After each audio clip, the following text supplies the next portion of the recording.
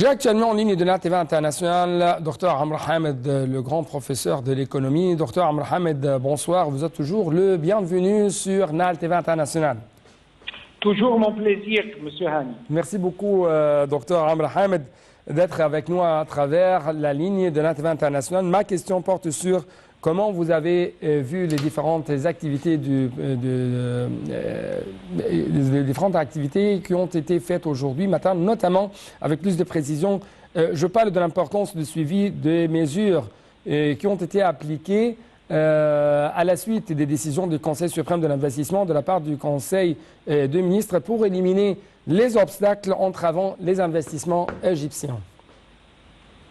Alors, à propos des investissements en général, de mon point de vue, ce qui est très important, c'est de un peu prendre la direction vers les investissements dans l'industrie, numéro un, toujours vers l'industrie.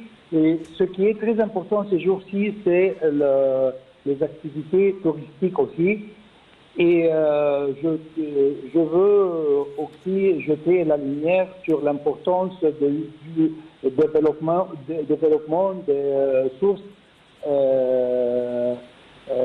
les gens même, comment développer les travailleurs en Égypte, les jeunes, l'éducation, toutes ces choses-là, et aussi comment prendre plus donner plus d'importance aux problèmes des bidonvilles, par exemple, et l'établissement de nouveaux villes. Bien sûr, on a le nouveau capital, mais aussi le développement de cités ou de villes pour les jeunes en général. Oui, bien sûr, nous allons traiter avec plus de détails, d'éclaircissements aussi concernant la construction ou la restructuration de quelques régions qui ont été considérées comme bidonvilles ou zones à haut risque auparavant. Aujourd'hui,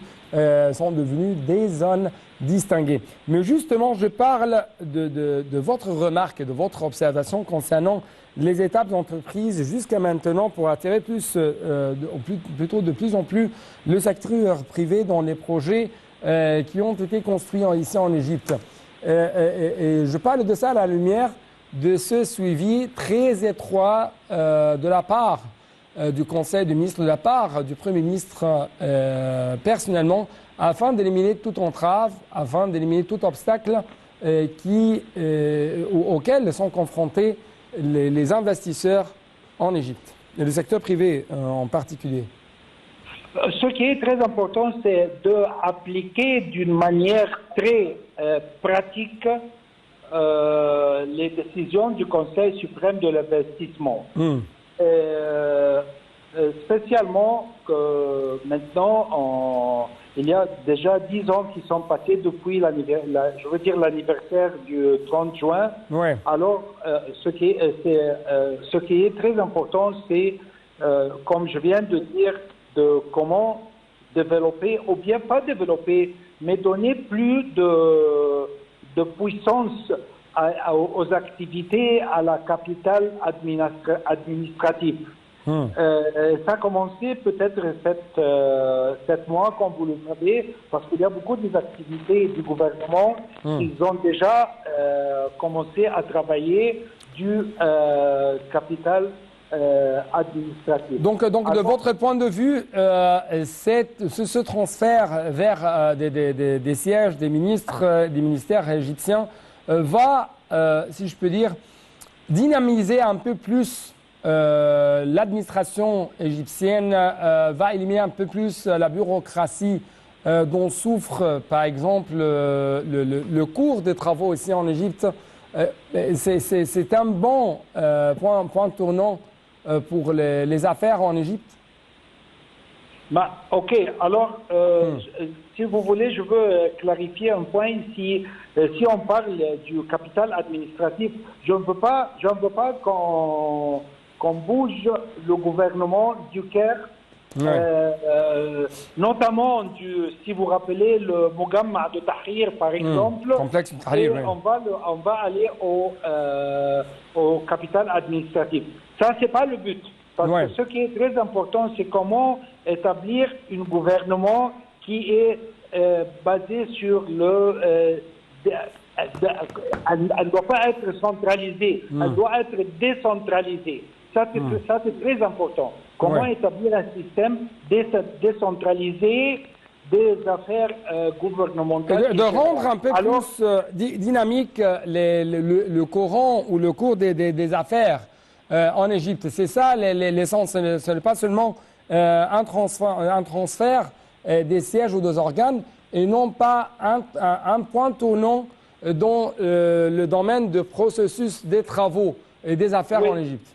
C'est ça. Alors, c'est très important d'appliquer des mesures et des amendements législatifs qui sont des bases nécessaires pour la mise en œuvre des décisions du Conseil des investissements, bien sûr.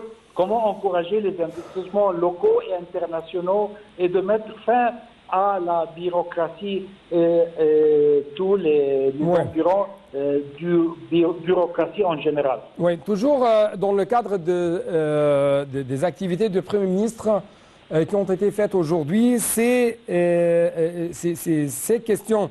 Le Premier ministre Moussa Madbouli a affirmé que l'État, sous le président Abdel Fattah el-Sisi, cherche forcément à renforcer les plans visant à accroître les capacités d'énergie renouvelable, à maximiser leur valeur, et ce, lors de la cérémonie de signature d'un accord entre le ministère de l'Électricité et une société norvégienne de renommée internationale.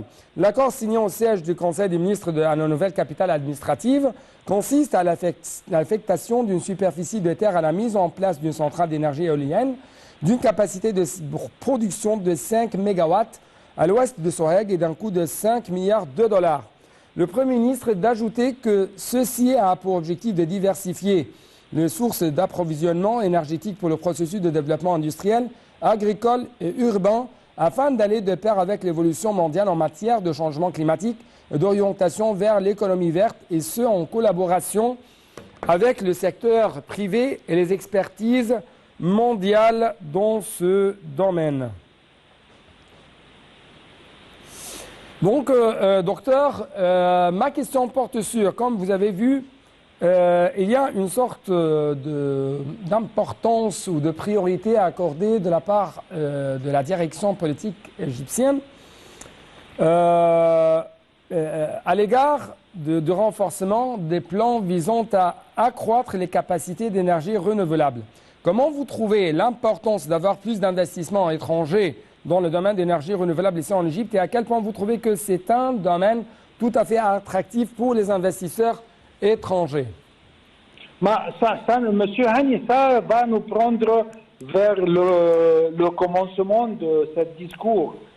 Pourquoi c'est très important? C'est très important d'établir et de renforcer les sources de l'énergie solaire et de l'énergie renouvelable en général.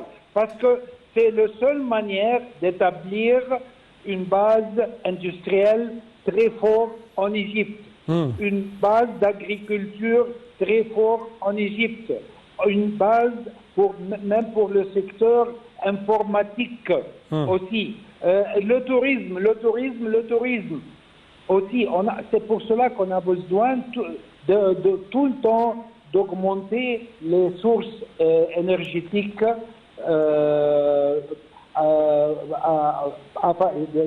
d'une manière plus développée. Et c'est pour cela que, comme vous le savez, on a déjà signé des contrats avec des compagnies européennes qui sont spécialisées dans ce type d'énergie, spécialement l'énergie solaire et renouvelable. Ouais. Justement, est-ce que nous pouvons dire chapeau à l'État égyptien d'avoir une source ou des sources diverses sources d'énergie, que ce soit verte, nouvelles renouvelables de sources d'énergie de différentes sources quand même, comme le vent, le soleil, l'eau et ainsi de suite. Je parle de ça, je parle qu'il faut faire un signe chapeau au gouvernement et à l'État égyptien parce qu'actuellement beaucoup de pays européens ont tant souffert d'un manque d'énergie, manque d'une énergie qui, si je peux dire, il y a toujours des coupures, de coupes d'électricité, des coupures de courant au sein de grandes économies européennes. Alors, si vous voulez, je parle toujours seulement du point de vue économique. Oui. Point final. Je parle seulement du point de vue économique. Et malheureusement, à l'économie, on n'a pas de chapeau. On a seulement des chiffres à respecter. Oui. Ça, c'est très important. Les chiffres et les résultats finaux sont très importants. Alors, de mon point de vue, qui est 100% économique, je peux vous dire que c'est très important, les directions. Maintenant, je parle à propos de l'énergie électrique, bien sûr. C'est très important que le gouvernement continue dans les directions en pluriel, qu'on a déjà commencé. Et il ne faut pas aussi oublier que le gouvernement a déjà pris des étapes très importantes dans le développement du secteur de l'énergie atomique, spécialement à Daba, le grand projet de l'énergie atomique à Daba, en collaboration avec le gouvernement russe. Et ça aussi va donner un grand force au secteur énergique, je veux dire électrique, bien sûr, de l'Égypte en général, pas ça seulement, mais aussi comme leader, je veux dire l'Égypte comme leader dans le secteur de l'énergie pour l'Afrique et peut-être aussi l'exportation de l'énergie vers le sud de l'Europe. Oui, nous parlons, je parle chapeau parce que monsieur ou le docteur Amr Hamid, il y a 10 ans, ici en Égypte, il y avait beaucoup de coupures d'électricité. Actuellement, le monde entier souffre de cette crise énergétique très écrasante pour tout le monde et qui ont des impacts tout à fait néfastes sur les différents domaines de l'économie. Partons par l'industrie, passons par l'agriculture jusqu'au domaine du tourisme, parce qu'il y a des parcs ou des zones de divertissement là-bas aux pays européens qui ont souffert, tant souffert de ces coupures qui ont des impacts très négatifs sur l'afflux touristique. Justement, l'un des points à vous poser, c'est comment vous trouvez l'importance d'avoir des partenariats avec les grandes sociétés mondiales dans ce domaine énergétique et comment les technologies, les expertises étrangères donnent plus d'expérience et plus de formation à la main-d'œuvre égyptienne?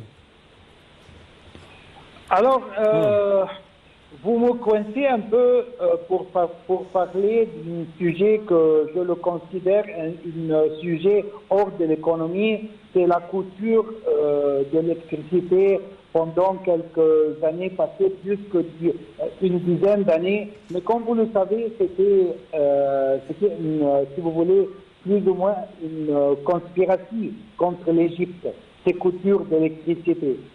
Bien sûr, il y avait des problèmes techniques que le gouvernement a déjà fixés, ça c'est vrai, mais si on parle de